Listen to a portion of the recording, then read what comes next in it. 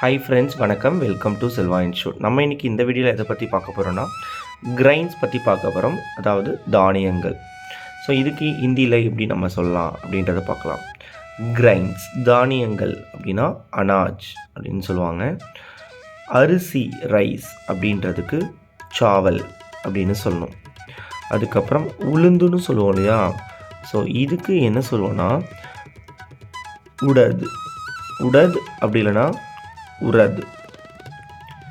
சனா அப்படின்னா கொத்துக்கடலை gram.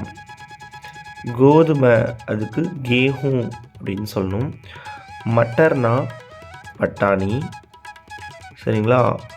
Vote அப்படின்றதுக்கு ஜெய் அப்படின்னு சொல்லணும். ஜவ் அப்படின்னா இங்கே பாருங்கள், வால் கோதுமை பார்லே. ஜ்வார் சோளம். பருப்புன்றதுக்கு தால். தான் அப்படின்னா நெல். கம்புன்றதுக்கு பாஜரா. மக்கானா மக்காசோளம். மூங்கா அப்படின்னா பச்சைப்பயிறு.